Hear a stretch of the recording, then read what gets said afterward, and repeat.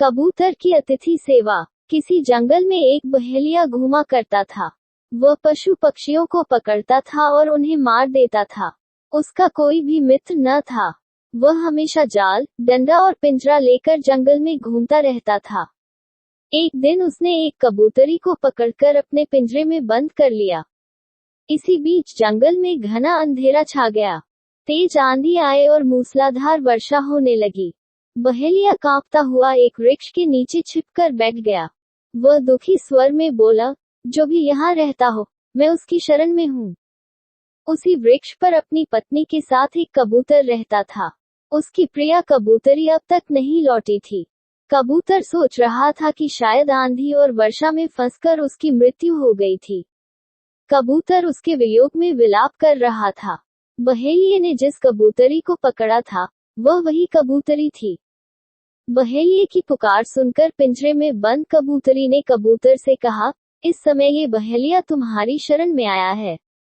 तुम अतिथि समझकर इसका सत्कार करो। इसने ही मुझे पिंजरे में बंद कर रखा है। इस बात पर इसे घृणा मत करो। कबूतर ने बहेलिये से पूछा, भाई, मैं तुम्हारी क्या सेवा करूं? बहेलिये ने कांपते हुए कहा, मुझे इस समय बहुत जाड़ा लग रहा है। जाड़े को दूर करने का कुछ उपाय करो। कबूतर कहीं से एक जलती लकड़ी ले आया। उससे सूखे पत्तों को जलाकर वह बहेलिये से बोला, उस आग से अपना जाड़ा दूर करो। मैं तो जंगल से मिलने वाली चीजों को खाकर अपनी भूख मिटा लेता हूँ, लेकिन तुम्हारी भूख मिटाने के लिए क्या करूँ, ये समझ में नहीं आ रहा है। जो शरीर घर पर आए अतिथि के काम न आ सके, उस शरीर को धारण करने से क्या लाभ। कबूतर अपनी बात करता रहा, किंतु उसने कबूतरी को पकड़ने के लिए बहेलिये की निंदा नहीं की। थोड़ी देर में उसने बहेलिये से कहा, अब मैं तुम्हारी भूख मिटाने का उपाय करता हूँ। इतना कहकर कबूतर थोड़ी देर आग के चारों ओर मंडराता रहा और अचानक आग में कूद पड़ा। ये देखकर बहेलिया चकित रह गया। वह बोला, ये छोटा सा कबूतर कितना महान है। मुझे अपना मांस खिलाने के लिए ये स्वयं आग में कूद पड़ा।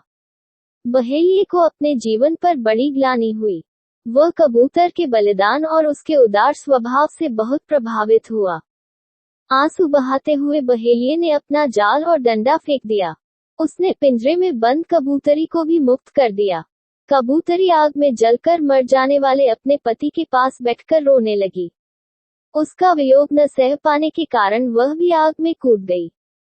इस प्रकार शरण में आए हुए बहेलिये के लिए कबूतर और कबूतरी दोनों ने अपना बलिदान दे दिया। इसीलिए कहा गया है कि सभी प्रकार का दुख उठाकर भी अतिथि की सेवा करनी चाहिए। अगर आपको वीडियो अच्छा लगा तो सब्सक्राइब करें और शेयर करें एजुकेशन स्टोरी।